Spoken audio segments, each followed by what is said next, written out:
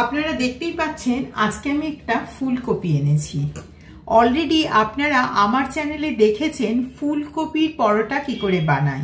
শীতকালে আমরা প্রতি বাড়িতেই প্রায় ফুলকপির পরোটা বানিয়ে খেয়েই থাকি, কিন্তু আজকে আমি যে রেসিপি এনেছি সেটা ফুলকপিরই পরোটা, কিন্তু সেই পরোটা একেবারেই ভাজা হবে না। তবে ফুলকপির পরোটা হবে কি করে, আর পুরো এতটুকুও বাইরে আসবে না।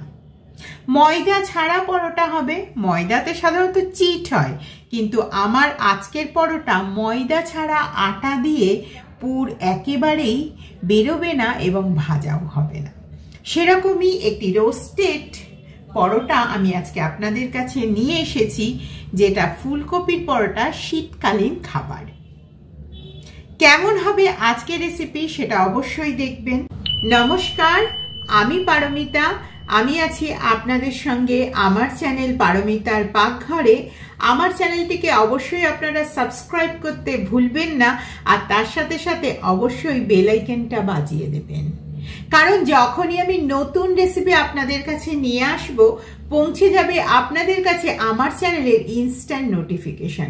তাহলে আর দেরি কেন, শুরু করা যাক সেই ফুলকপি একটি নতুন ধরনের না ভেজে পরোটা। ফুলকপি এতটা লাগবে না, কয়েকটা আমি ফুলকপির এই অংশগুলো ফুলগুলোকে ভেঙে নিচ্ছি। একটা কড়ার মধ্যে আমি কিছুটা দেখুন গরম জল দিয়ে নিচ্ছি, একদম ফুটন্ত গরম জল। এগুলো এর মধ্যে আমি ফুলকপিগুলো দিয়ে নিচ্ছি। এটা ভাপাতে হবে না আলাদা করে, দিয়ে এর মধ্যে একটু সামান্য পরিমাণে লবণ দিয়ে নিচ্ছি। লবণ দিয়ে এটা আরো একটু জল দিয়ে এটা ঢাকা দিয়ে আমি প্রায় 15 থেকে 20 মিনিট রেখে দেব। জোয়ান, তারপরে দিচ্ছি 1 চামচ চিনি, 1 চামচ লবণ, আর দিচ্ছি একটু পরিমাণ মতন 1 চিমটি মতন খাবার সোডা। আমি দিচ্ছি এখানে সাদা তেল। আপনারা যদি সাদা তেলের বদলে কোনো রকম ঘি বা কোনো ডালডা ব্যবহার করতে চান সেটাও কিন্তু ব্যবহার করতে পারেন। ডালডা ব্যবহার করলে যে কোনো পরোটার স্বাদ কিন্তু একেবারেই খুব সুন্দর হয়, এবং ধাবাতে কিন্তু সাধারণত ডালডার ব্যবহার হয়, কিন্তু আমি যেহেতু একটু স্বাস্থ্যসম্মত খাবার করি সেজন্য আমি সাদা তেলেরই ব্যবহার করছি। এবারে এটা দেখুন একটু ভালো করে আমি প্রথমে শুকনো ইনগ্রেডিয়েন্টসগুলো মাখিয়ে নিচ্ছি। আপনারা যদি মনে করেন যে গরম জলে মাখবেন এটা, সেটা গরম জলেও মাখতে পারে। একটু শক্ত মতন একটা ডো বানিয়ে নেব। একটা ডো কিন্তু তৈরি হয়ে গেছে। এবারে আমি এটার মধ্যে একটু তেল দিয়ে অল্প করে এটা ঢাকা দিয়ে আমি রেখে দেব। এতটা ডো আমার লাগবে না, কিন্তু যেহেতু শীতকাল আমি সব সময় পরোটার ডো একটু করে বানিয়ে রাখি ব্রেকফাস্টে বা ডিনারের জন্য। এবারে এটা কোনো ভিজে কাপড় দিইনি, কারণ এই পরোটা একেবারে শুকনো শুকনো করতে হবে। এটাকে আমি ঢাকা দিয়ে একটু এরকমই রেখে দেব। এইটা প্রায় ফুলকপিটা 15-20 মিনিট হলো এটা ভিজছে। দেখুন এটা কিন্তু অনেকটাই নরম মতন হয়ে গেছে। এবারে আমি এটাকে প্রথমে জলটা এইটা এরকম ভাবে যদি আমরা একটু একটু ভিজিয়ে রাখি, তাহলে এর যে একটা আঁশটে গন্ধ থাকে সেই গন্ধটা কিন্তু একদমই চলে যায়। ফুলকপির কিন্তু একটা গন্ধ থাকে, সেই গন্ধটা অনেকে পরোটাতে পছন্দ করে না।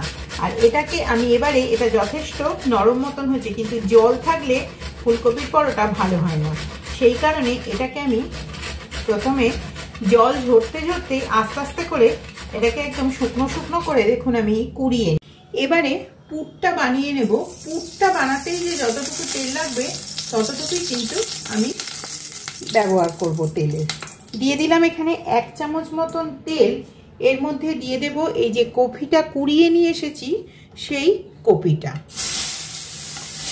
খুব বেশি কিন্তু তেলের ব্যবহার একদমই হবে না, আমি প্রথমেই বলেছি।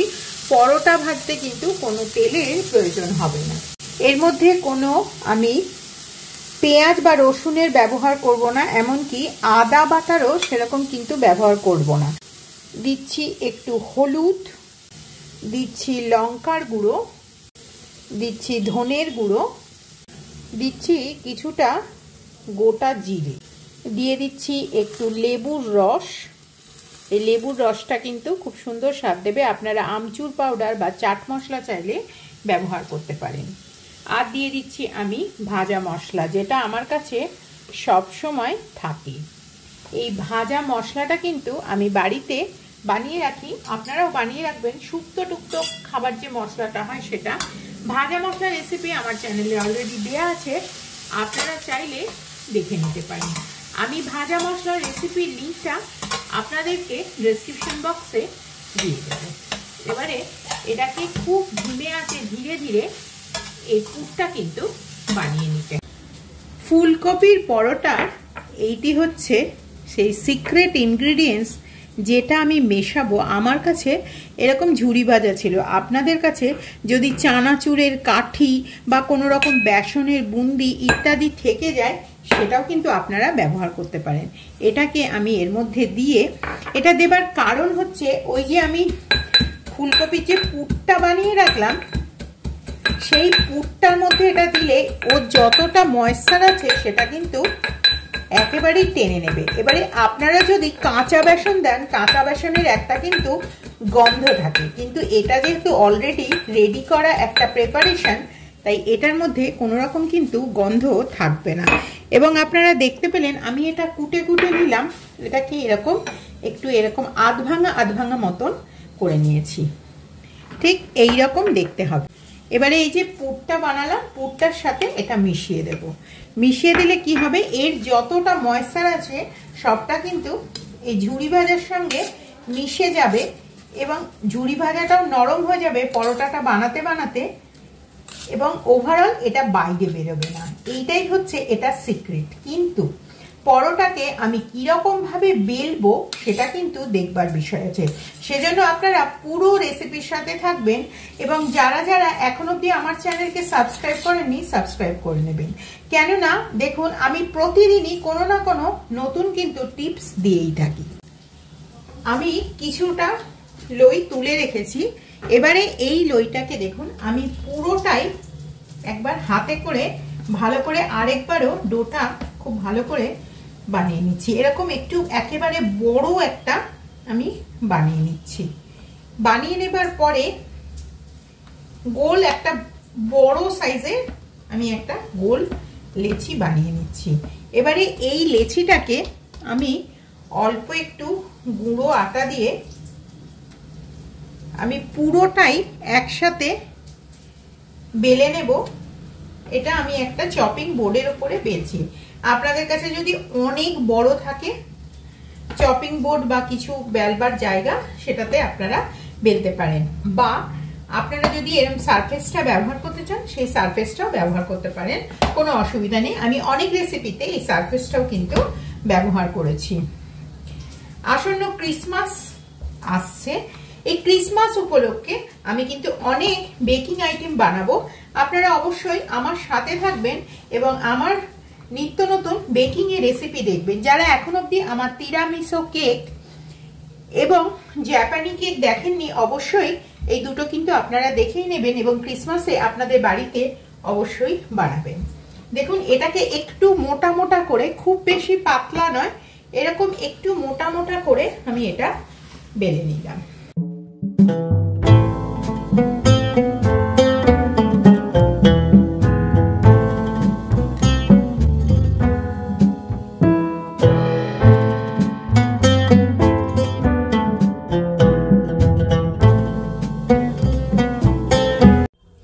এবারে দেখুন পরোটাটাকে আমি যে টেকনিকে একদম ভেতর দিকে এই যে অংশটাকে আমি ঢুকিয়ে দিয়ে এবারে একটু করে পুর দিয়ে দিচ্ছি। পুরটা ভরে ভরে দিতে হবে, কিন্তু তাহলেও এটা ফাটবে না। এটাই হচ্ছে টেকনিক। ওপর থেকে একটু কাঁচা লঙ্কা আর একটু কসৌরি মেথি। একেবারে শুকনো গরম তাওয়াতে না ফাটা একদম পরোটাকে দিয়ে রুটির মতো ধৈর্য ধরে এপাশ ওপাশ করে ভালো করে কিন্তু এটা সেঁকে নিতে হবে। এই পরোটাতে কোনো রকম কিন্তু তেলের ব্যবহার হবে না এবং কোনো ময়দারও ব্যবহার হবে না, অনলি আটা দিয়েই এত সুন্দর মুচমুচে একটা পরোটা কিন্তু তৈরি হচ্ছে। গ্যাসের এই যে গরমটা রয়েছে, এই গরমটার উপরে আমি দেখুন একটা রুটি সেকার জাল দিয়ে ঠিক এই গরমটার উপরে আমি এইভাবে দিয়ে দিচ্ছি। এই গরমটাতেই কিন্তু বাকি যেটুকু বাকি রয়েছে সেটা কিন্তু ধীরে ধীরে সেঁকা হয়ে যাবে। যারা মাটির উনুনে রান্না করেন তারা মাটির উনুনের ধারের দিকে যেরকমভাবে গ্রাম অঞ্চলে বা যারা নন বেঙ্গলি আছেন যেরকমভাবে রুটি হয় সেই প্রসেসটাও আপনারা মেনটেন করতে পারেন। কিন্তু এখানে আমি ওই গরমটাতেই এটা দেখুন বানিয়ে নিচ্ছি। যথেষ্ট গরম এখন গ্যাস, এই গরম গ্যাসেই কিন্তু এটা বানাতে হবে। এটাও কিন্তু গরমে গরমে তৈরি হয়ে গেল। আমি বানিয়ে নেব একটু চিলি বাটার। চিলি বাটারটা আমি উপর থেকে ব্রাশ করে দেবো। কয়েকটা রসুনের টুকরো আর নিয়ে এসেছি একটু বাটারের কিউব। এটা দিয়েই আমি একদম গ্যাসের ফ্লেম কমিয়ে দেব। আর চিলি বলে আমি ওপর থেকে দিয়ে দিচ্ছি একটু লঙ্কার গুঁড়ো। এবারে আমি একটা পরোটাতে একটু চিলি বাটার লাগাচ্ছি, এতে কালারটাও সুন্দর হবে এবং খেতেও ভালো লাগবে। আর আরেকটা আমি শুকনো রাখছি।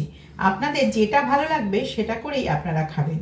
তবে বাচ্চারা একটু চিলি বাটার বা নর্মাল যদি সাদা বাটারও একটু মাখিয়ে দেন পরোটাতে খেতে অনেক বেশি পছন্দ করে। এই যে দেখুন কত সুন্দর পরোটাটা চিলিটা শুধু দেবার জন্যে কালার হয়ে গেল। একেবারেই সুন্দর কিন্তু একটা পরোটা তৈরি হয়ে গেল। দু রকমের পরোটা আমি দিলাম, একটা চিলি বাটার আর একটা প্লেন। কি হলো আমার আজকের রেসিপি কেমন লাগলো অবশ্যই আপনারা কমেন্ট করে জানাবেন।